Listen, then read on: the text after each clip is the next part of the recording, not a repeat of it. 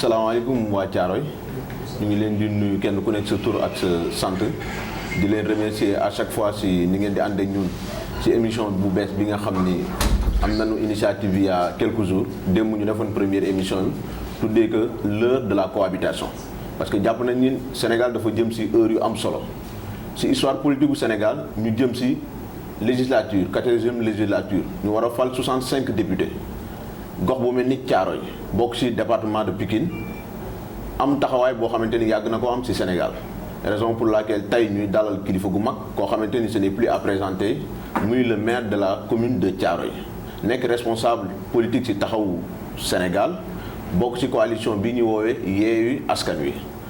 Mesdames et messieurs, merci de nous avoir rejoints dans ce direct sur Instagram et sur YouTube sur NVA Post. ginnaaw bi ñu leen nuyoo di leen sant dama leen di bàyyi ak sama invité di ko sant bu baax di ko gërëm parce que du ma ni bulet c'est la deuxième ou la troisième fois ñuy daje ci émission maître El Mamadou Ndiaye maire de Thiaroye maa ngi lay nuyu di la bàyyi nga nuyu ak chers amis internautes yi ñuy suivre. Bokar maa ngi lay fay bu baax di la remercier ci opportunité bi nga xamante ni jox nga ñu ko ñu mën ci contexte bi nga xamante ni contexte électoral la.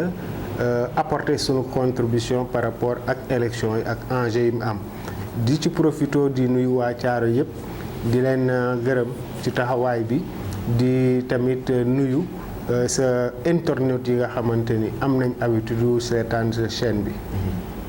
pour tënkal ma ko rek parce que da ciy baax du ñàkk ñoo xamante ne xamuñu kan mooy maître El Mamadou Ndiaye. mais Thiaroye ñi la fal yaakaar naa ni xam nañu la.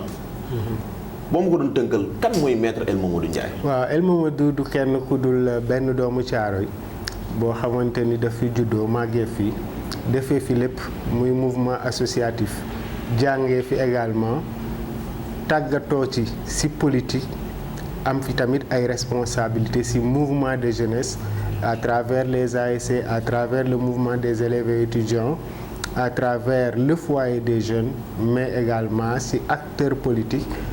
ma ñëw doon maire Thiaroye-sur-Mer. d'accord nga doon maire Thiaroye-sur-Mer le 23 janvier ginnaaw boobu nga nekkoon opposant di critiquer gestion ki nga xam ni moo fi nekkoon. ginnaaw bi nga nekkee maire au soir du 23 janvier 2022 yàlla def waa Thiaroye wóolu la nga gagné largement bi nga nekkee maire lan nga gis est-ce que uute na bi nga nekkee ci biti ak bi nga nekkee ci biir est-ce que jàpp nañu yomb na maître El Mamadou Ndiaye. depuis bi ñu la falee ban appréciation nga ñu mën a jox ginnaaw bi nga nekkee maire Thiaroye après 5 mois ou 6 mois après. bon bi ñu nekkee maire Thiaroye ak léegi it du ma wax ne am nañu benn surprise parce que li nga wax ñu nekkoon ci biti di critiquer mais il faut préciser que également personnellement je n'ai jamais formulé benn critique boo xamante ni li subjectif la. mooy que ne su ma doon critiquer day nekk critique boo xamante ni lu objectif la lu cadré ak sama vision. lu cadré ak li nga xamante ni moom mooy sama gis-gis.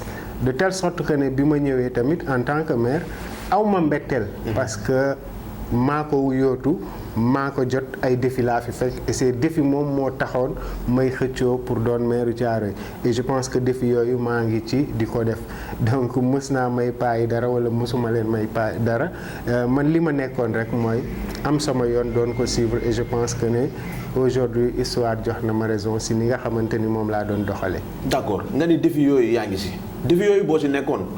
nga ku ne xam inondation ni muy mel ci Thiaroye depuis des années. di nga jël avion dem Maroc jël vacances bàyyi sa gox ñuy dund ak inondation bu tar. est-ce que bu fekkoon ni soucié nga ci problème mu waa Thiaroye di nga def loolu maître El Mamadou. waaw moo vacances àndul ak El Mamadou parce que ku ma xam ne sama liggéey mosuma jël congé.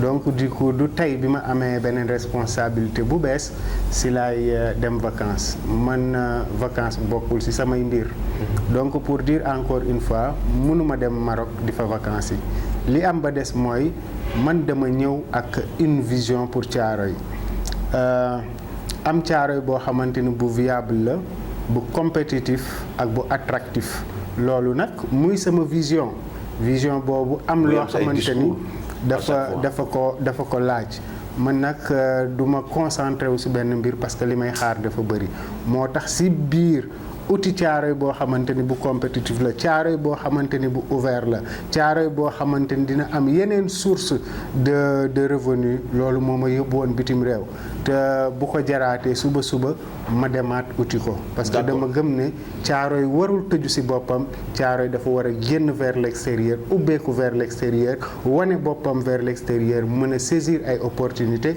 à l'extérieur. pour ma wax waa Thiaroye li ma yóbbu woon Maroc mooy que ne dafa am lu ñuy wax benn salon ñu tuddee ko festival des maires moo amoon à Safi. festival la boo xamante ni dafay dajale communes yi nga xamante ni dañu tembo ak géej, mooy les communes côtières. te ku nekk xam na ne nag Thiaroye buñ ko tuddee tudd géej, moo tax c'est un rendez-vous boo xamante ni mënuma ko woon raté, bëgguma ko woon raté. maa ngi sant yàlla bi ma ko ratéwul. et précision bi rek mooy que ce festival là biñ koy waajal ak léegi mat na 3 mois. bi may engagé wu ne dinaa dem ci festival boobu wóoruñu woon sax ndax élection dina am. wóoruñu woon ne dina tomber ak ay inondation de telle sorte que ne amul lenn loo xamante ni dañ ko ci def mu intentionnel. suñu yoon lañ am, yàlla nag moom mooy dogal mu tombe. d'accord mu tombe nga may mu tuuti ma nuyu encore une fois chers amis internautes yi ñuy suivre ci Instagram bi sur Boubacar 99i. nous sommes dans l'émission l'heure de la cohabitation. ñu ngi aussi ci YouTube bi di ngeen ko am en replay d'ici demain, am ko ci réseau câblé yi nga xam ne ñoo nekk Thiaroye. monsieur le maire damay taxaw foofu parce que yaa ngi wax lu am solo li la yóbbu woon Maroc nga demoon pour Thiaroye, demoon pour loo xamante ni dafay dajale gox yi nga xam ne dañoo nekk au bord de la mer. mais aussi il faut ma taxaw tuuti ci inondation yi, c'est très important parce que ba léegi nii aussi am na ñoo xamante ni seen kër yi ñu ngi ci ndox mi. sa équipe lan la def parce que boo fi nekkulee am na ñu fi nekk. lan la ñu def ci inondation yi boo ma ko mënee tënkal parce que prétexte émission yi mooy élection législative yi te bëgg nañu xam sa position ak sa taxawaay nga tënkal ma ko rek lan ngeen def ci inondation yi à Thiaroye. li ma def ci li ñu def parce que bëgguma di personnaliser. parce que dara du man équipe la ñu. li ñu def mooy que ne bi ñu toogee parce que ñu ngi toog je pense au mois de mars. la première chose bi nga xamante ni municipalité bi def na ko mooy naka la ñuy def pour mën a oyofal inondation yi à Thiaroye.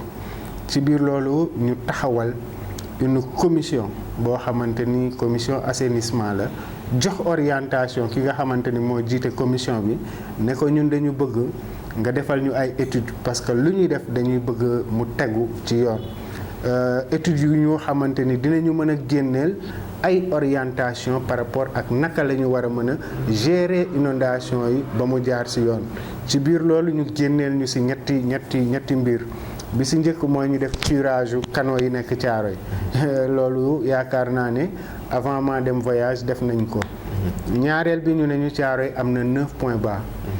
avant loolu sax ñu ne ñu il faudrait que ñu créer ay pentes pour ruissellement naturel parce que Thiaroye amul ay canal yoo xamante ni ñooy évacuer ndox mi. loolu mu waral ñu def reprofilage sur 10 jours laataa maa jóge Sénégal tàmbali nañ li nga xamante ni moom moo doon reprofilage bi. ñetteel bi ñu ne ñu da ngeen di jënd ay moto pompe ngeen teg ko ci point bas pour ñu mën a évacuer ndox mi.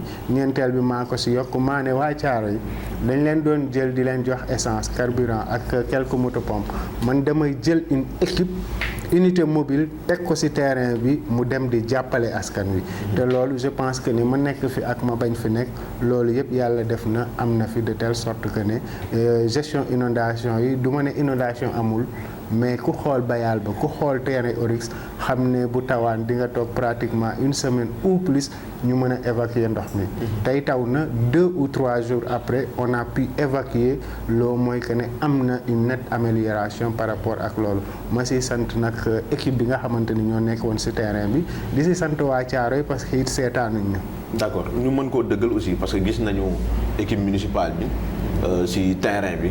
malgré nekkoo fi woon ñuy def liggéey bu am solo parce que aussi loolu la am politique boo gisee nit mu def waxal ni def na même bu fekkee ni àndul ak moom te waa Thiaroye yu bari comprendre parce que boo waxee ñu ne nawet bi du nawetam parce que bi mu faloo yàggul donc même bu deful dara ci nawet bi sax nañ ko jéggal ba nawet bii di ñëw donc xam naa ni xam nga bu baax li lay xaar dans les années à venir pour engagement yi nga jëloon promesse yi nga liwoon pour Thiaroye mën a tàggoo ak inondation pour ma def transition bi dem ci li nga xam ne moo ñu tax a toog fii tey parce que dinañ ci amaat yeneen jotaay incha allahu rabbi boo ñu ko mayee ñu ñëw waxtaan ci sa projet ak bi nga ñëwee yan mébét nga gën a am pour Thiaroye mais dañu ñëw si élection législative yi nga xam ne mu ngi am war a am dimanche prochain le 31 juillet nga nekkoon maire depuis 23 janvier 2022 def escore bu am solo sous la bannière de Yewwi Askan Wi ñu bari doon xaar nga nekk candidat légitimement dañ doon wax sax El Mamadou moom presque buy am problème moom ak waa Pastef lay doon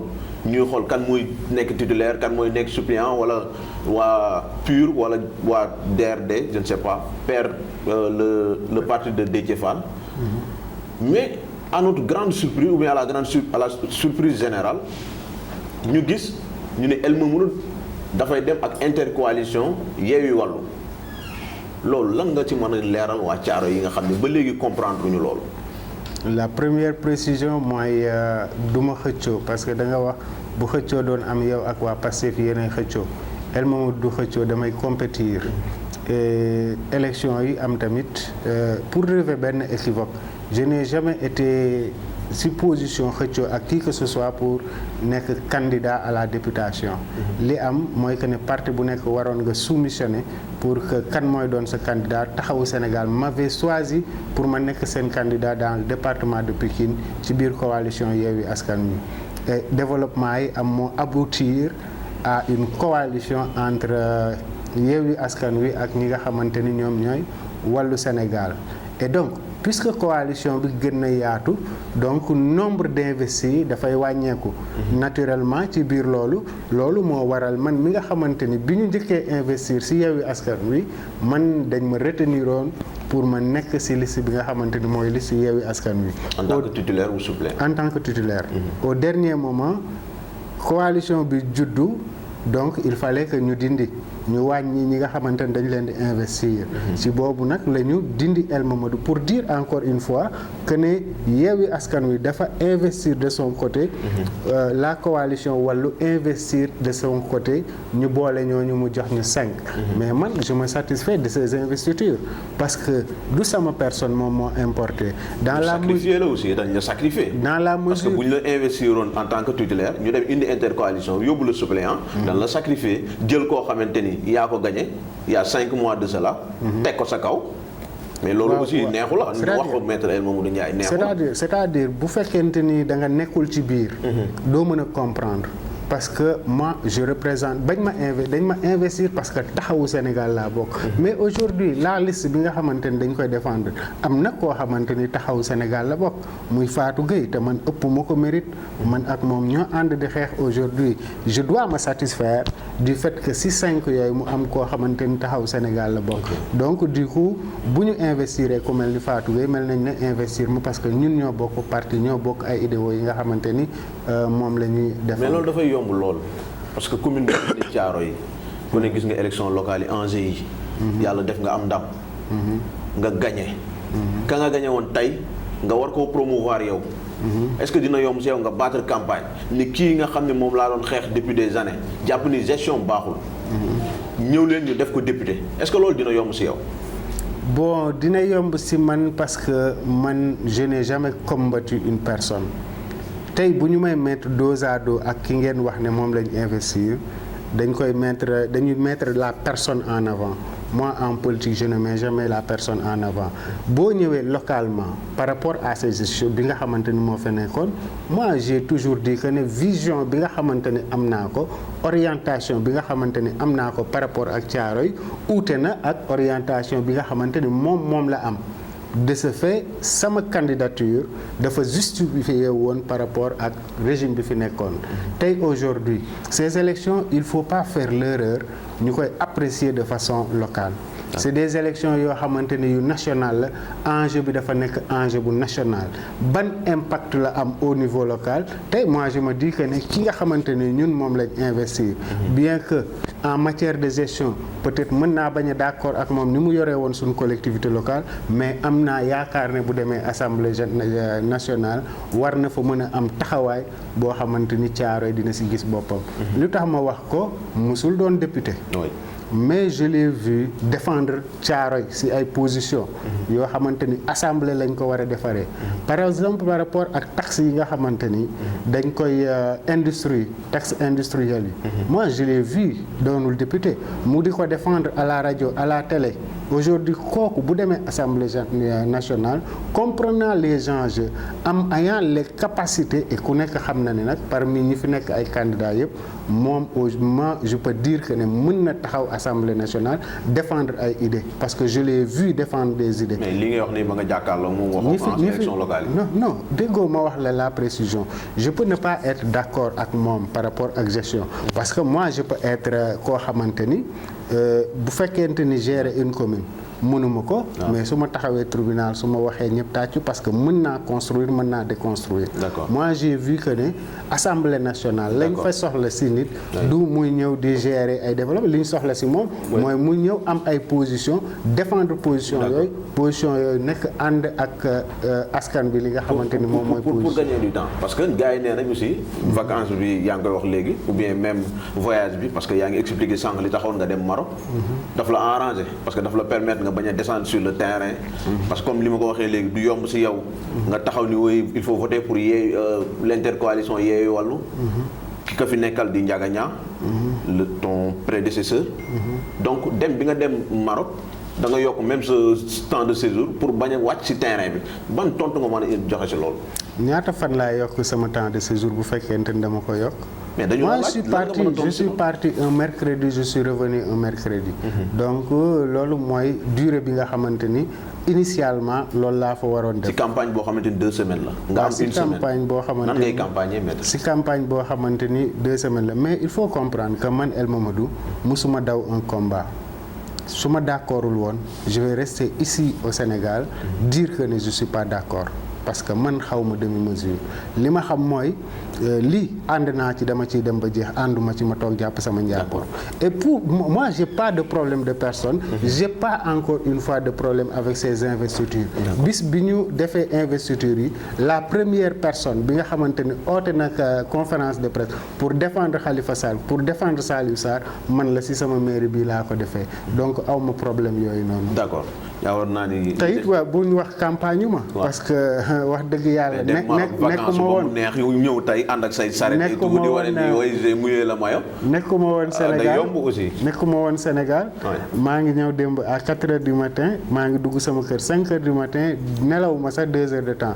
mais tey wàcc naa si terrain bi mu wàccee si terrain bi wan naa nit ñi fi nga xamante ni fa laa féete et je pense que ne li fi gars yi campagne pendant 10 jours man en 4 heures de temps campagne naa ko. D'accord.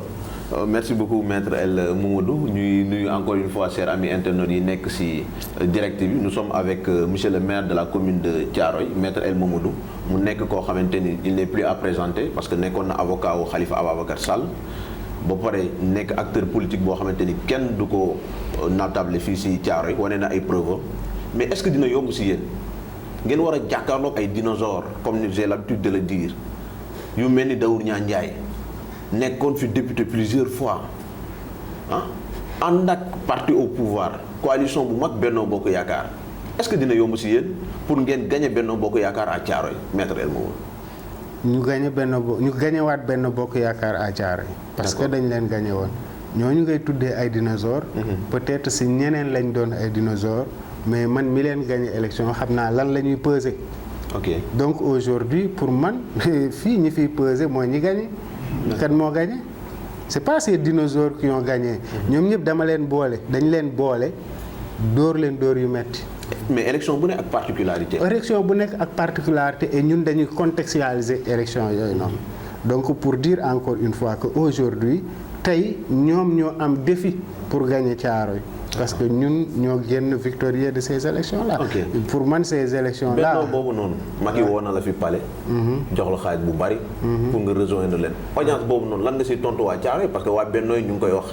nee nañ Macky woo na la jox na la xaalis. xam nga pour nga rejoindre ko moo tax sax nga def exprès mouiller le maillot battre campagne boo sañoon Yewwi Wallu bi duñu gagner à Thiaroye. lan nga ñu mën a wax si cette fameuse rencontre. Cette fameuse rencontre avec Macky Sall. C'est une fameuse rencontre. Oui. Donc pourquoi le qualificatif fameuse? parce que c'est pas une rencontre qui bon de toute façon loolu ay détails la dama lay wax information boo koy vérifier da ngay njëkk a vérifier source ba parce que da nga wax ne waa Bennoo ñoom ñoo wax aujourd'hui waa Bennoo li ñuy wax mënuma engagé c'est vrai que les gens ont cherché pour ma toog ak moom mais j'ai pas voulu parce que man nekkuma ci politique gu combine li ma gëm mooy moi je suis de l'opposition 2006 laa dugg ci politique bon la def politique bu active je l'ai fait au PS te man bi may génn PS mu ngi woon pouvoir moi je cherche pas le pouvoir je me bats pour des convictions aujourd'hui Macky Sall ñi mu recevoir xam nañ ñan la lam leen jox xam nañ lan la man El Mamadou du ma jokkalante xaalis ak le président de la République. d'accord foofu laay ñëw pour ñu terminer aussi émission bi Macky Sall woo na fi ay responsables politiques. je pourrais les qualifier des mécontents parce que ñun ak yaa ñoom yéen a demoon ci élection locale nga gagné leen lamine yu métti ku si mel ni Bassirou Sow. ku si mel ni Saybatou Diop. ak ku si mel ni Omar Sène moom demul woon élection dafa neutre woon. nee nañ jox nañ leen ku nekk 10 millions. ak ay moto pompe pour Thiaroye. est-ce que waa Thiaroye war nañu nangu. appréciation bi sax yow laa koy bàyyeel. Macky Sall moom dafa jël 30 millions pour jënd waa Thiaroye yow nan nga ko mën a qualifier ak ban gis-gis nga si am. gis nga élection yi coalition yi ni mu tëddee. ci Thiaroye yàlla dafay wane ñi nga xamante ni dañu constant. booy xool man ak Ndiaga Niang dañu nekk ci parti te mosuñu génn ci parti. mu am ñi ñuy jàkkaar lool. mooy ñi nga xamante ni tey ñu ngi ci parti A suba ñu ngi ci parti B xam naa ne léegi ñu egg ci parti Z. loolu moo ñuy différencier te man dama gëm ne loolu ay valeur la yoo xamante ni dañu ci nàmpatal ñu ci man ku ko amul ci politique du ma la respecter moo tax aujourd'hui moi je voue un grand respect à Ndiaga Niang parce que politiqueul ndax lu mu am dafay politique parce que am na ay convictions il est resté au PDS. man boo ñëwee tey di ma présenter Ndiaga Niang comme ku 7 8 comme quelqu'un de neuf à Thiaroye Ndiaga def fi 25 ans daf may jaaxal maître El Mamadou Ndiaye deux discours yi ci laps de temps bu ndaw. en fait nan la mën a nekkee aussi il faut que ngeen respecter waa Thiaroye yi. parce que mënoo ñëw tey du ñu présenter Ndiaga comme ku bees du ku bees. il faudrait que ñu déggante ci kàddu. waxuma ku bees ak ku màgget. parce que bu ñu duggee ci bees ak màgget man mii ci màgget yi lañ may boole parce que 2006 ba léegi maa ngi ci champ politique bi mais je dis constance mooy fa mu nekkoon fa ma ko xamee man dama juddu fekk ko peut-être muy politique. ma xamee ko ci benn parti xamee woon Daoud Ndiaye ci parti boobu xamee Bassirou Sow ci parti boobu noonu tey aujourd'hui moom mooy la seule personne parmi cette classe politique boo xamante ni il est resté là où il était et loolu dama ko ci naw. donc pour dire encore une fois que voilà. d'accord maître pour terminer lan nga bëgg a wax askanu Thiaroye ci élection yi ñu jëm. parce que ñu bari ñu ngi wax ni enjeu yi c'est au niveau national. parce que 2024 ñu dem ci élection présidentielle. may ma bala ngaa egg. parce que da nga wax ne président recevoir na leen jox na leen xaalis. ñu jënd ay moto pompe. ñëw wax jox waa Thiaroye. loolu pour man ay naxante la. ay naxante la Thiaroye kañ la soxla ay moto pompe année yi passé yëpp soxla nañ moto pompe. est-ce que le président de la République gestu na Thiaroye xool na waa Thiaroye xalaat nañ ne am na ay moto pompe mu joxe ñu jënd ay moto pompe on attend ba élection am ba ñu sës si élection mu jox leen 30 millions de francs ne leen dem leen jëndal ma waa Thiaroye. tey aujourd'hui ñun dañuy bañ parce que suñu gagné ces élections cela veut dire que ne Thiaroye 30 millions de francs la ñuy jar. et ça il faudrait qu'on le refuse mooy que ne dañu war a dépasser foo xamante ni suñu politique dañ koy lal ci 30 millions jëla 30 millions nga diviser ko par 66 000 habitants kenn du ci am 10 000 francs. donc cette politique bu salté boobu noonu ñun loolu lañ bëgg mu deñ ñii bu ñu gagné tey dafay mel ni Thiaroye dañu am njëg te ñun amuñu njëg il faudrait qu'on arrête ces gens-là. gëmuñu li nga xamante ni moom la ñuy def parce que soo gëmee dara président su ma doon jox xaalis sax pour ma ñëw jox ko waa Thiaroye pour ñu voter ma j'allais refuser parce que loolu man xam naa loolu en fait nit da nga war a digne boo amul dignité en fait dañ lay manipuler. d'accord donc message bi surtout la jeunesse parce que monsieur nee nañ ñi la fal ndaw ñi la ñoo génn keroog. le 23 dem voté ji. gis nañu campagne bi ndaw ñi ñu ci bari. wàcc ñu ci terrain bi ban message nga leen bëgg a jox ak nan nga leen mën a expliquer enjeu élection yi ñu jëm pour que le 31 gars yëpp dem génn dem voté ji massivement. mais ñu voté pour. L'intercoalition Yewwi Askan Wi ak Wallu lan nga ban message nga bëgg a jox waa Thiaroye pour finir maître. En fait je dis aux populations ñu comprendre lan mooy enjeu élection bi élection bi certes du élection locale mais surtout du élection nit élection boo xamante ni dañuy fal Ndiaga Niang ça va au-delà de la personne de Ndiaga Niang ça va au-delà de la personne de Daour c'est une élection boo xamante ni enjeu yi national la on travaille à apporter une dynamique à l'Assemblée nationale tey dañuy wax waa Thiaroye ñu tànn entre Assemblée nationale bi nga xamante ni moo fi nekkoon depuis 2017 wala beneen assemblée bu bees bu ñu tànnaatee bu ñu votelaatee Benno Bokk Yaakaar la même Assemblée nationale la ñuy am bu ñu votelee ñeneen dañuy am beneen assemblée nationale man sama option mooy assemblée générale assemblée nationale ni nga xamante ni noonu lay doxee du doxin bi gën rôle bi nga xamante ni war na ko jouer en termes de contrôle de l'action du gouvernement assemblée matalewu ko donc par rapport à ça aujourd'hui on a besoin de changement boobu nag li koy indi mooy ñu voter l'opposition pour am une cohabitation au Sénégal et je dis que ne c'est le moment ñu tenter cette expérience loolu nag li ko mën a indi boo defee rapport entre les forces en présence da ngay xam ne la coalition Yewwi Askan Wi bu ñu ko voté ça pourra nous aider effectivement à avoir cette cohabitation ça pourra effectivement aider le Sénégal pour mu nekk pays bu stable parce que yàlla dafa def ñun on est une démocratie mais l'une des rares démocraties boo xamante ni da nga fay dem on est à près d'1 an des élections kenn xamul ndax président day présenté wu ou du présenté wu et donc pour man voter la coalition Yewwi Askan Wi c'est mettre définitivement un terme à ce débat malsain sur le 3e mandat mais également donner la possibilité à ce que ñu am une assemblée boo xamante ni dina mën a indi équilibre entre les pouvoirs et ça on en a vraiment besoin. Est-ce que bulletin wu Yewwi Askan Wi dina présent ci bureau de vote wala bu Wallu kese moo fay nekk.